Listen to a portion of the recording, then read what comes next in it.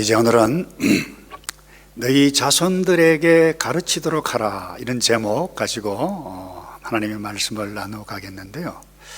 특별히 이 신명기는 이스라엘 백성들, 그러니까 출애굽 첫 번째 세대 대부분 다 죽었습니다. 제2세대들을 불러 모아놓고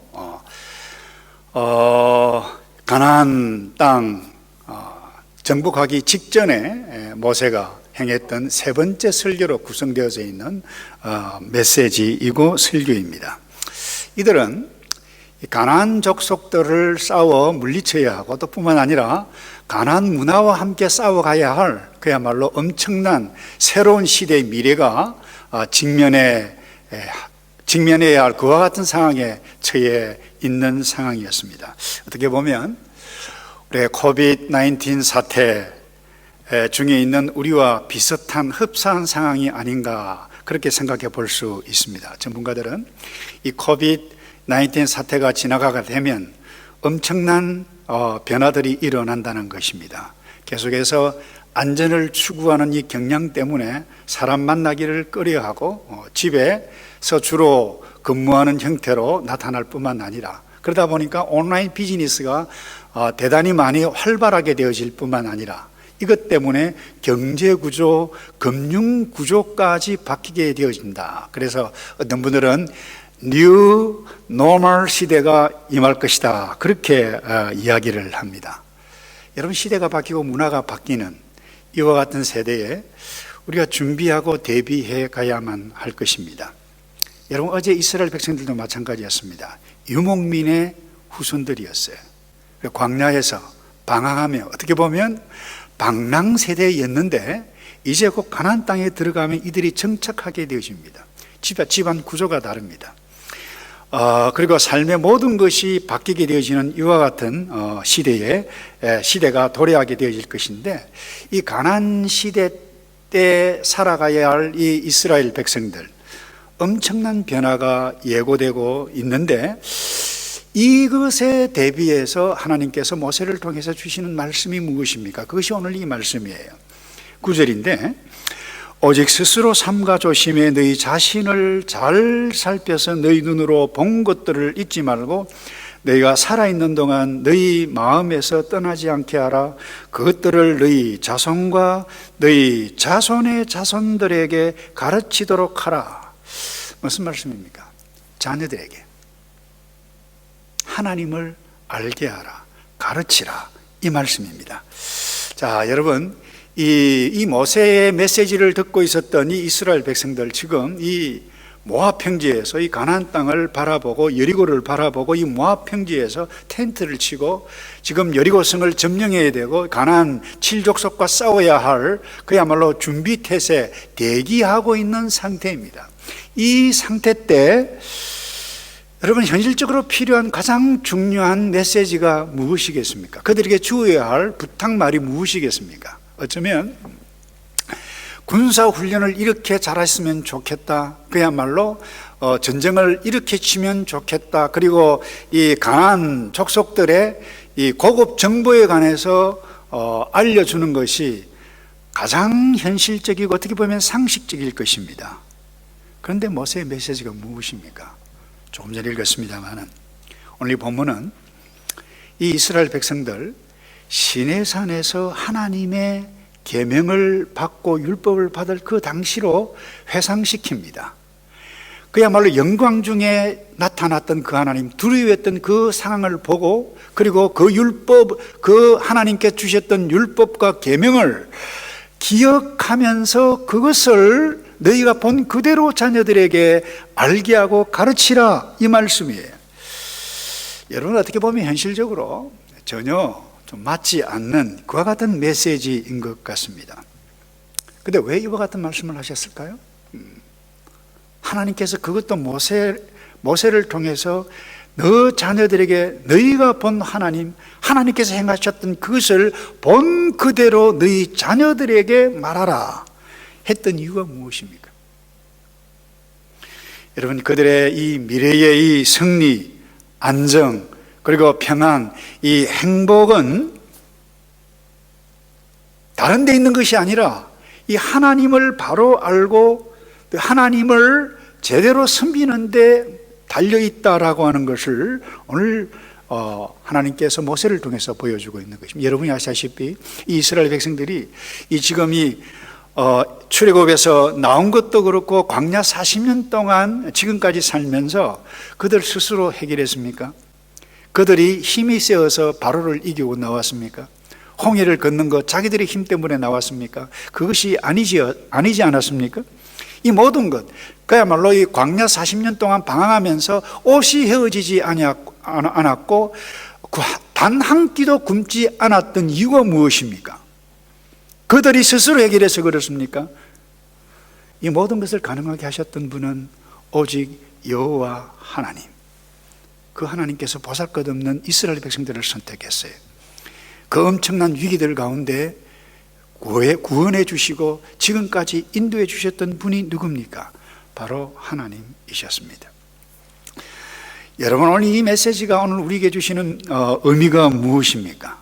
여러분, 새로운 변화의 시대에 도래할 그 이스라엘 백성들, 그뿐만 아니라 미래에 엄청난 소용돌이를 앞둔, 어떻게 보면 저와 여러분, 우리의 자녀들, 그들이 시대가 바뀌고 문화가 바뀌고 그 어떤 것들이 바뀐다 할지라도 이 모든 것들을 초월해서 꼭 기억해야 할, 아니 가장 중요한 것이 무엇인가? 하나님을 아는 것,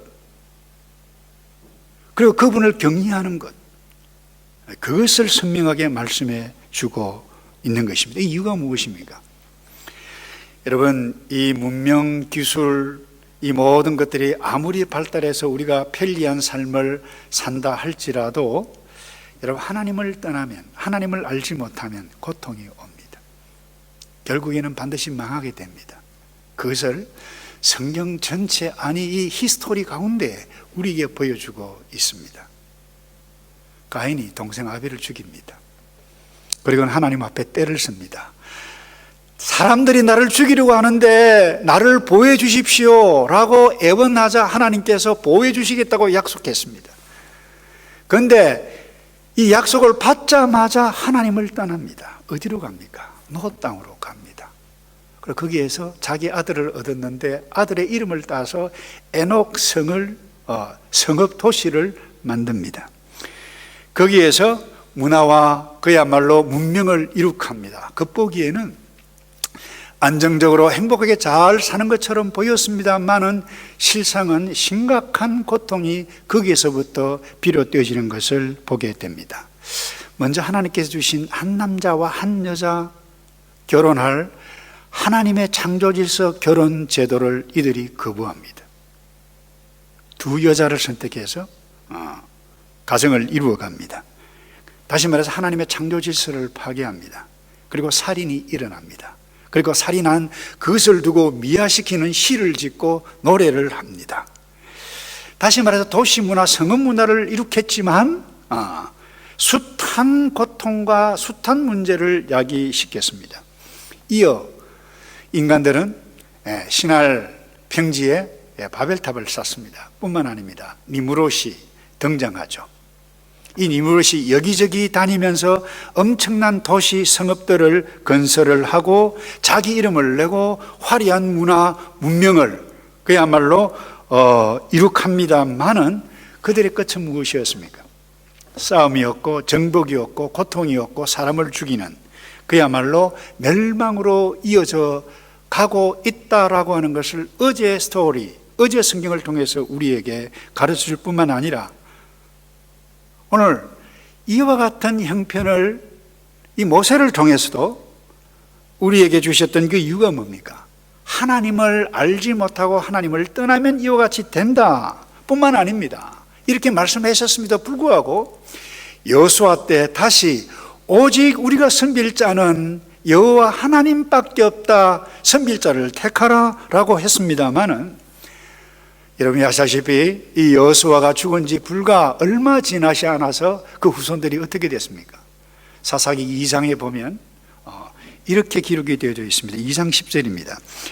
그 세대가 모두 조상 곁으로 돌아갔고 그들을 뒤이어 여호와를 모르고 여호와께서 이스라엘을 위해 행하신 일도 전혀 모르는 다른 세대가 자라났습니다. 이런 비극이 어디 있습니까? 이스라엘 자손들은 여호와께서 보시기에 악한 일을 저질렀으며 바알 신들을 섬겼습니다. 그들은 자신들의 조상을 이집트 땅에서 이끌어내신 조상의 하나님 여호와를 버리고 그들 주변 민족들의 신들을 따르고 숭배 여호와를 진노하게 했습니다. 이 결과가 무엇입니까? 그들은 가나안 땅 엄청난 부동산을 소유하고 있었습니다마는 소용이 없었습니다. 이들이 하나님을 떠나고 우상을 섬겼을 그때에 블레셋, 미디안, 암몬 모든 족속들이 와서 수확을 해놓으면 사거리 다 가져갑니다. 먹을 것이 없어요. 고통을 당했습니다. 비극의 역사가 무엇입니까? 사사기의 역사입니다. 뿐만 아닙니다. 여러분 사사시대 이후에 몇 사건을 기억하십니까? 한번 볼까요? 여러분 엘리 제사장 때입니다. 두 아들 혼니 비누아스, 이 두 아들을 두고 성경이 뭐라고 기록해 가고 있는가 하면 이 개역 개정에는 이렇게 되어 있어요. 엘리의 아들들은 불량자라 여호와를 알지 못하였더라 이렇게 되어져 있는데, 여러분 우리말 세번역에는 이렇게 되어 있습니다. 엘리의 아들들은 악한 사람들이었습니다. 그들은 여호와를 의식하지 않았습니다. 여러분 무엇이 불량자입니까? 누가 불량자입니까? 여호와를 알지 못하고 여호와를 인식하지 않으면 자기 마음대로 행합니다. 불량을 행합니다. 백성들이 제물로 가져오는 것을 빼앗아서 중간에서 약탈을 합니다. 성막에서 수종되는 여인들과 음행을 행합니다. 불량자, 악한 자. 그런데 여러분, 왜 이와 같은 일들이 일어난 이유가 무엇입니까? 이 엘리 제사장이 그들의 아들에게 하나님과 율법과 말씀을 제대로 가르치지 않았기 때문이다라고 하는 것을 알 수 있습니다. 그 결국 어떻게 됩니까? 그 결과가 두 아들 죽습니다. 죽었던 이 소식을 듣고 놀라서 의자에서 무너져서 넘어져서 목뼈가 부러져 본인도 죽고 맙니다. 뿐만 아닙니다. 여러분 나라 시스템이 갖추어졌어요. 그때 여러분 경건했던 내 마음에 하나님의 마음에 합했던 이 다윗 가정을 한번 보실까요? 그 다윗의 가정도 예외가 아니었습니다. 다윗의 왕의 아들 중 가운데 아도니아가 있었습니다. 그런데 이 말년에 이 다윗이 흔히 살아 있었는데 이 왕자를 차지하려고 이 부하 장군들과 결탁을 내서 이 아비의 왕자를 얻으려고 쿠데타를 일으킵니다. 바로 그 무렵에 성경 기자는 이렇게 기록해 가고 있습니다. 열왕기상 1장 6절입니다. 그의 아버지 다윗은 한 번도 너가 왜 이렇게 행동하느냐라는 말로 아도니아의 마음을 상하게 한 적이 없었습니다. 그 다음에 그는 매우 잘생겼다. 압살롬 다음에 낳은 아들이었습니다. 이렇게 기록해 가고 있습니다. 여러분 아버지 다윗이 그 아도니아 아들에게 단 한 번도 나무란 적이 없었다는 겁니다. 무슨 말입니까? 가르치지 않았다는 거예요. 여러분 부모가 아무리 훌륭해도 자녀에게 가르치지 아니하면 자녀는 바른 길을 갈 수가 없습니다. 이런 결과가 올 수 있다는 거예요. 그래서 잠언 22장 15절에 이렇게 말씀합니다. 어린 아이의 마음은 어리석기 짝이 없지만 가르침의 막대기가 어리석음을 멀리 쫓아낼 수 있다 그랬습니다. 여러분 모든 자녀, 여러분들이 보기에 사랑스럽고 착하고 이쁜 어린아이, 어린 시절을 두고 있는 어린아이들 참 귀엽지만 선천적으로 그들은 타락한 존재입니다. 선천적으로 불순종의 기질을 가지고 있는데 부모가 가르치고 도와주지 않으면 자기 마음대로 불량자가 된다는 거예요. 그런데 여러분 다윗이 왜 가르치지 못했을까요? 여러분 다윗 왕이었어요. 얼마나 바빴겠어요. 전쟁을 치러야 됐습니다. 정치, 나라 일을 다스려야만 했습니다.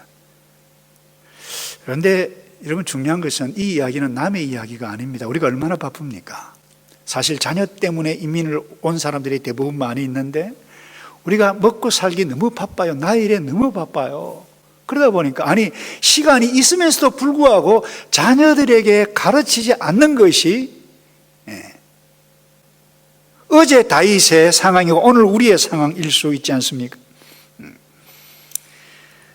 여러분, 중요한 것은 자녀들은 금방 자랍니다. 금방 자라요. 금방 자라요.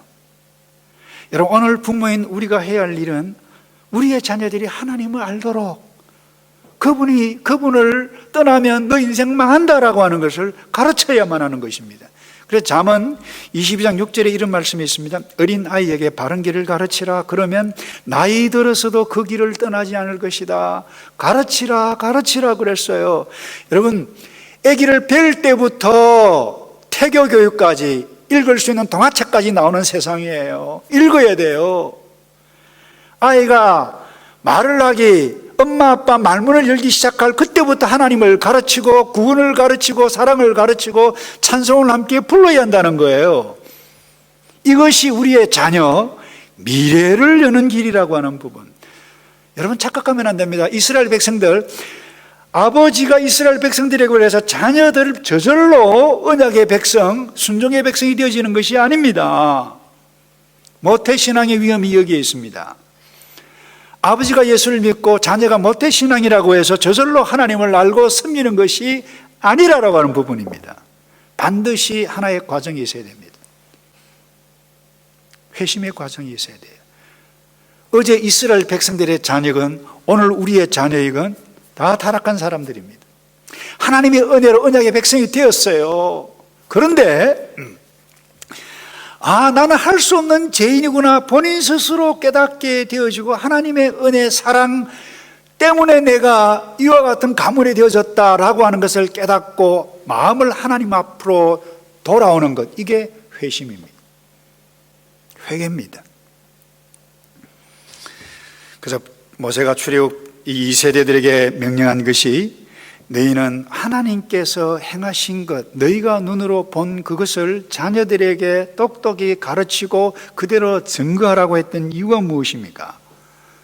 그들이 그 하나님을 알고 그 하나님을 섬기도록 마음을 하나님께 두도록 회심하는 과정이 있어야 한다라고 하는 부분. 그래서 여러분, 오늘날 적지 않은 이 교회 가정 내에 만연되고 있는 생각 중에 하나가 부모가 예수를 믿으니까 자녀들이 저절로 예수를 믿겠지, 이른바 자연적 회심론입니다. 모태신앙의 위험이 여기 있습니다. 부모가 예수를 믿으니까 자녀들도 예수를 믿겠지, 회심한 사람으로 간주를 합니다. 이런 굉장히 위험합니다. 여러분, 주일학교 우리가 이 학생들 참 열심히 매주일마다 또 요즘은 온라인으로도 가르치기도 합니다만은 성경 교육을 열심히 합니다만은 이 자녀에게 회심한 과정이 없이 성경 지식만 가르치면 모래 위에 짓는 집과 다를 바가 없습니다. 교회 내에서 교회 문화 가운데 잔뼈가 자랐습니다. 근데 마음속에 내가 죄인이라고 하는 것을 인식하지 못해요. 하나님이 필요하다, 난 할 수 없는 죄인이다, 하나님의 사랑이 나의 죄를 덮고 내가 구원을 얻었다라고 하는 이 회심하는 과정이 없다라고 하면 모래 위에 집 짓는 것과 다를 바가 없다라고 하는 부분입니다. 그래서 마음속에 예수가 없어요, 회개가 없어요, 회심이 없어요, 구원 확신이 없다라고 하면 대학 졸업하고 직장생활 해보세요. 세상과 타협합니다. 반드시 동화되어서 하나님을 떠나게 되어지는 비극들이 어제 오늘 이야기가 아닙니다. 한국 교회를 보고 이민교회를 보고 미국을 보십시오. 자칫하면 우리 자녀들이 회심 없이 하나님 앞에 나의 마음을 드리고 회개하고 그분이 나의 아버지 하나님이다, 엄마 아빠만 믿는 하나님이 아니라 내가 믿는 나를 사랑하신 그 아버지 하나님이라고 하는 이런 회심의 과정이 없다라고 하면 앞으로 심각한 일들이 그들의 미래에 일어날 수 있다라고 하는 부분입니다.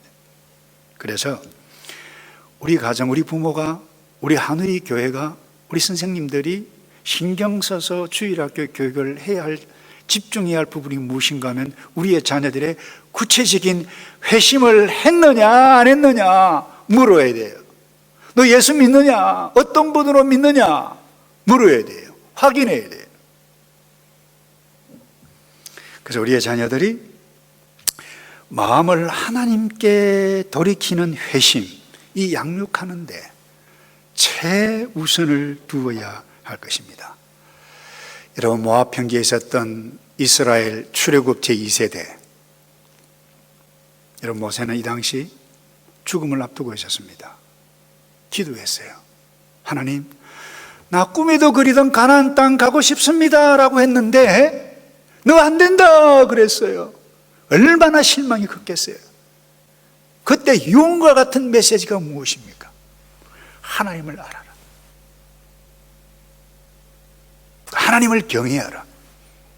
이 세 편의 설교에 있지만 계속해서 이와 같은 것들이 반복됩니다.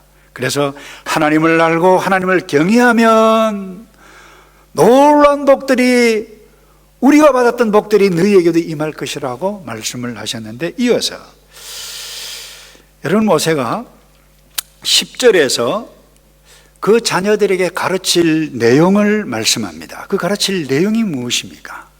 그 땅에서 사는 동안 하나님을 경외하라고 하는 것입니다. 제가 10절을 다시 읽겠습니다. 너희가 호렙산에서 너희 하나님 여호와 앞에 섰던 그날을 기억하라. 그때 그분이 내게 말씀하셨다. 내 앞에 백성들을 모아 내 말을 듣게 하여라. 그들이 그 땅에서 사는 동안 나를 경외하는 것을 배우고 라고 그랬어요. 그리고 그 자녀들에게도 가르치도록 말이다. 선명하게 했던 이 메시지가 무엇입니까? 그 땅에 사는 동안 너희 자손들 하나님을 알고, 그 다음 뭐예요? 하나님을 경외하도록. 그래서 여러분, 이 이스라엘 백성들이 또, 그리고 이스라엘 백성들의 현재의 차세대, 그 다음 세대들이 싸워가야 할 또 하나가 있었는데, 그것이 무엇인가 하면 가나안 이방 문화였습니다. 여러분, 이 이방 문화 속에서 이 모세가 하는 것이, 오늘 강조하고 있는 부분이 이 부분입니다. 하나님을, 나를 알고 나를 경외하는 법을 배우고 그 자녀들에게 그것을 가르치라고 말씀한 것입니다. 왜 이렇게 똑같은 말을 강조할까요? 여러분이 가나안 문화라고 하는 것 무엇입니까? 다른 것 아닙니다. 가나안 문화라고 하는 것은 이미 이스라엘 백성들과 달리 성읍을 이루고 있고 요즘 말로 하면 도시 문화를 구축하고 있었습니다. 거기에 자신들의 행복과 편리, 쾌락을 위해서 성을 쌓았을 뿐만 아니라 온갖 우상 잡신들, 이 자연신들을 섬깁니다. 그리고는 각 산당을 만듭니다. 제단을 쌓습니다. 그리고는 거기에 제사를 드리는데, 제사를 드리고 난 다음에 뭐예요? 그 음행하는 행동들을 거기에서 하게 되어지는 것이 대부분 가나안 7족속들의 문화였습니다. 그러니까 산당을 만들죠. 거기서 제사를, 이방신들을 섬기죠. 그리고 그곳에서 음란한 일들, 춤들도 거기에서 나타났다. 그렇게 문화학자들은 보고 있습니다. 이와 같은 상황에 직면해야 할 이 이스라엘 차세대들을 두고 모세가 외쳤던 메시지가 무엇입니까? 똑같습니다. 한결같아요. 6장 4절, 들으라 이스라엘아 들으라, 우리 하나님 여호와는 오직 한 분인 여호와시다. 무슨 이야기입니까? 이 쉐마 이스라엘 이야기예요. 이 세마교의 기초가 이 부분입니다. 하나님은 한 분밖에 없다. 이 하나님을 알지 못하면 큰일이다. 그리고는 부모들에게 시간을 내어서, 아니 어느 때든지 자녀들과 함께 온 마음으로 하나님을 사랑할 수 있도록 가르치라. 이것이 쉐마교육의 기본입니다. 뿐만 아닙니다. 이어서 6장에 가면, 7장에 가면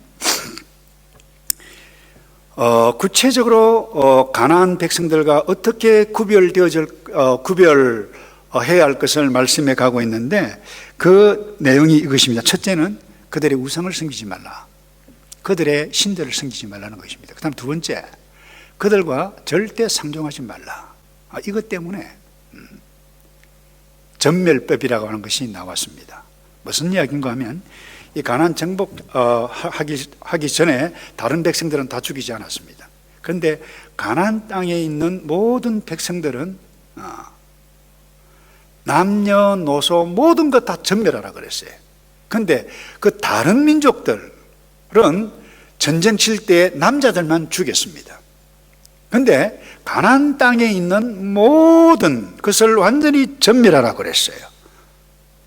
그 다음에 세 번째가 무엇인가 하면 그들과 결코 결혼하지 말아라. 이 부분입니다. 우상 섬기지 말아라, 그들과 상종하지 말아라, 결혼하지 말아라. 이 세 가지입니다. 근데 왜 이렇게 유독 가나안 족속들에 대해서 이렇게 혹독하게 하셨을까요? 그 이유가 신명기 20장 18절에 구체적으로 이렇게 말씀합니다. 그렇지 않으면 그들이 자기 신들을 경배하면서 하는 그 모든 가증스러운 짓들을 너희에게 따르도록 가르칠 것이고, 그러면 너희는 너희 하나님 여호와께 죄를 짓게 될 것이다. 이렇게 말씀하셨어요. 무슨 말씀입니까? 한마디로 이야기하면 결코 가난한 사람들, 그리고 그들이 일으켰던 문명 문화 절대로 상종하지 말고 교제도 하지 말고 결혼도 하지 말라 그랬어요. 여러분, 이 말씀을 읽으면서 왜 이렇게까지 했을까 의문이 들 때가 있지 않겠습니까? 사실 새로운 땅에 가서 정복할 때 이 백성들이 막 겁먹으면 항복시키고 그러면 이 노예로 만들어서 노동력을 얻을 수도 있고 말이죠. 또 우리가 믿는 하나님을 선비라고 해도 될 법도 한데 하나님은 결코 그렇게 하는 것을 허용하지 않았습니다. 왜 이렇게까지 하셨을까요? 하나님은 그들을 잘 알았기 때문입니다. 아니, 하나님은 인간이 어떤 존재라고 하는 것을 너무나도 잘 알기 때문이었습니다. 여러분, 타락한 존재는 이기심, 탐욕, 게으름, 이 가진 존재는 반드시 동화되고 타협하고 결국에는 하나님을 떠날 것이다 라고 하는 것을 하나님께서는 이미 정확하게 아셨기 때문입니다. 여러분, 이미 제가 조금 전에도 언급을 했습니다마는 이스라엘 역사를 보십시오. 모세를 통해서도 이렇게 강조하고 여호수아를 통해서도 오직 섬길 자를 선택하고 여호와 하나님만을 믿으라고 했습니다만 죽은 지 얼마 되지 않아서 그들의 후손들은 여호와를 알지 못했다고 그랬습니다. 가나안 풍습을 쫓았습니다. 우상을 섬겼습니다. 그리고는 이방인과 결코 그들과 결혼하지 말라, 불신결혼, 이방 결혼하지 말라고 했는데 여러분, 이들은 이 모든 것 다 하고 말았습니다. 북이스라엘이 먼저 망했죠. 아시리아가 쳐들어와서 사마리아 도성을 점령했을 때 사마리아에서 일부 백성들이 혼혈 결혼, 그들과 결혼을 했습니다. 이것 때문에 예수님 당시에 남쪽 유대에서 북쪽 갈릴리로 가려면 중간에 사마리아를 통과했는데 이것 때문에 더러운 불경건한 사마리아 사람들이라고 우회하거나 돌아갔어요. 뿐만 아닙니다. 여러분, 바벨론 포로 이후에 이스라엘 땅에 돌아왔던 백성들 가운데 이방인들과 결혼했던 일들이 이미 어제 일어났고 그 당시도 일어났던 것을 여러분 에스라, 느헤미야를 보면 구체적으로 알 수 있습니다. 특별히 이 느헤미야가 책임을 맡고 총독으로 모든 일들을 다스렸을 그때에 느헤미야 13장 23절에 이런 말씀이 기록되어 있습니다. 또한 그 무렵 나는 유다 사람들이 아스돗, 암몬, 모함 여자들과 결혼하는 것을 보았습니다. 그 자식들 가운데 절반이 아스돗 말은 해도 유다 말은 할 줄 몰랐습니다. 이 무슨 이야기예요? 이방 나라 말은 아는데 히브리 말을 몰랐단 말이에요. 마다텅을 몰랐다는 거예요. 그래서 25절에 나는 그들을 꾸짖고 저주를 내렸고 그 사람들 가운데서 몇 사람은 때리기도 하고 머리채도 잡아 당겼습니다. 또 그들에게 하나님의 이름으로 맹세하게 하며 말했습니다. 너희는 너희 딸들을 그들의 아들들에게 시집 보내지 말고 그들의 딸도 너희의 아들이나 너희에게 시집 오게 하지도 말라. 이스라엘의 왕 솔로몬이 그래서 지은 것이 아니냐? 많은 나라들 가운데서 그 같은 왕이 없었다. 그가 하나님의 사랑을 한 몸에 받아 하나님께서 그를 온 이스라엘을 다스리도록 왕으로 세우셨지만 이방 여자들 때문에 쉽게 이야기하면 결혼 잘못했기 때문에 이방 여자 다른 나라 사람들과 다시 하나님 믿지 아니하는 불신 결혼을 했기 때문에 그마저 죄에 빠지고 만 것이다 라고 말씀을 했습니다. 여러분, 오늘 우리에게 말씀하시는 이 메시지가 무엇입니까? 한마디로 하면 이방 문화, 세속 문화, 우리도 그렇고 우리의 자녀들 이런 결코 뛰어넘기가 극복하기가 쉽지 않다는 것입니다. 여러분, 오늘 우리는 특별히 현대 후기 시대에 저와 여러분이 우리의 자녀들이 살고 있고 살아갈 것인데 이미 적지 않게 세속 이 영향을 너무나도 많이 입었어요. 이것이 이미 교회 내에서까지 침투해 와서 참 성도가 누구인가 성도의 정체성까지 이미 흔들려진 지 저는 오래라고 봅니다. 예수 믿지 않는 자와 결혼하는 것 좋으면 됐지 뭐. 불신 결혼 자연스럽게 행하는 세태가 되어져 가고 있습니다. 심지어 동성애까지 주장하는 사람들까지 신학교까지 일어나고 있습니다. 결혼을 꼭 해야 돼?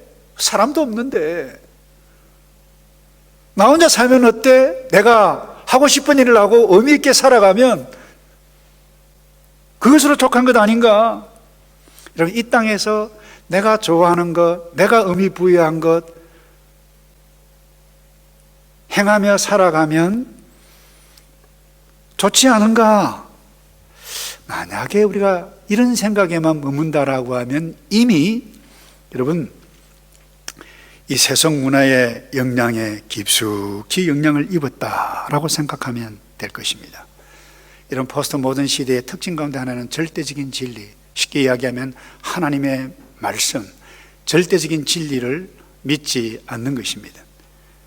다시 말해서 하나님의 창조 질서, 하나님의 뜻, 삶 속에 별로 의미가 없습니다. 의미가 있는 것은 나 자신의 행복입니다. 진리의 기준이 나 자신의 행복이고 나의 생각이에요.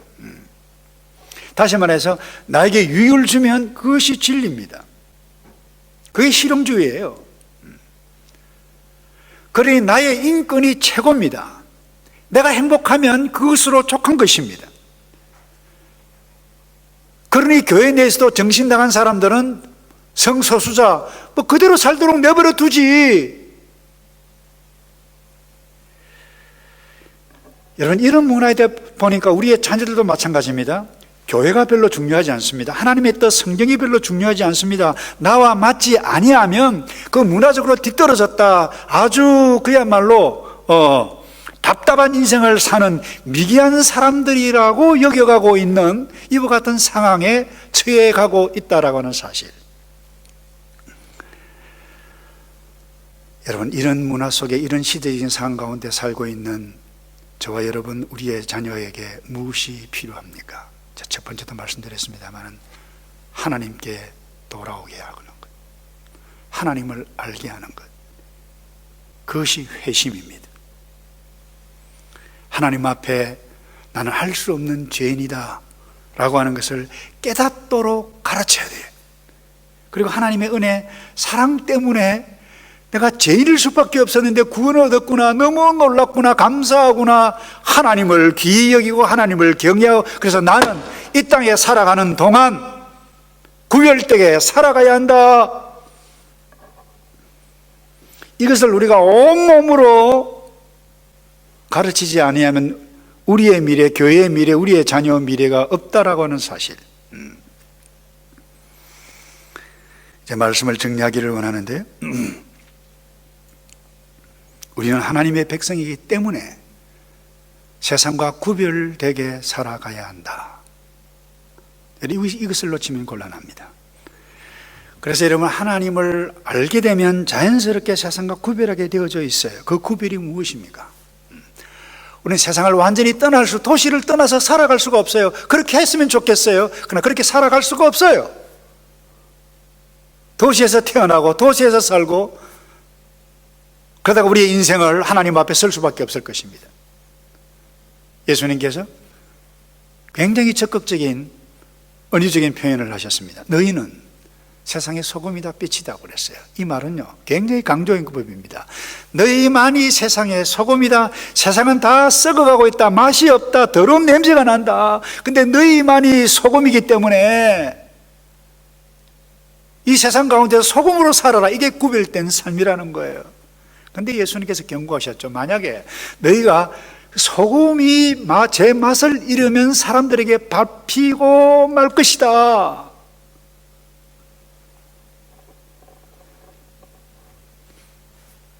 우리는 어두운 세상에 살고 있어요. 우리가 빛이 아닙니다. 빛이신 예수님께서 우리에게 비추어 줄 때 우리는 이미 빛의 자녀가 되어진 것입니다. 여러분, 세상은 썩었어요. 이미 소금이라고 그랬어요. 그래서 우리는 이미 소금이고 우리가 빛인 우리인데, 이 땅에 살아가는 동안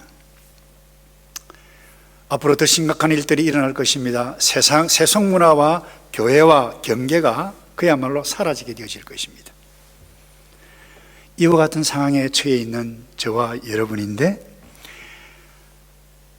우리가 구별되고 우리의 자녀들에게 철저하게 하나님을 알아라, 하나님만을 사랑하라, 그리고 하나님을 경외하는 것이 무엇인가, 세상과 구별되게 살아가는 것이다, 그리고 현재 있는 너 위치에서 하나님을 예배하고 하나님을 드러내고 하나님의 영광을 위해서 살아가게 되어질 때에 하나님께서 약속해 놓으신 위대한 놀라운 이 복들을 마음껏 누려가는 남은 생애 우리의 자녀들 되기를 주님의 이름으로 축복합니다. 다 같이 기도하도록 하겠습니다. 아버지, 시대 상황과 문화가 아무리 바뀌어도 하나님을 알고 그분의 말씀대로 하나님 중심, 성경 중심, 교회 중심으로 살도록 성령 하나님 도와 주시옵소서. 세상과 구별될 뿐만 아니라 세상을 변화시키는 소금, 어두운 세상을 물려쳐가는 빛의 자녀로 살아갈 수 있도록 우리 모든 자녀들, 하늘의 백성들을 축복하여 주시옵소서. 예수 그리스도의 이름으로 기도하옵나이다. 아멘.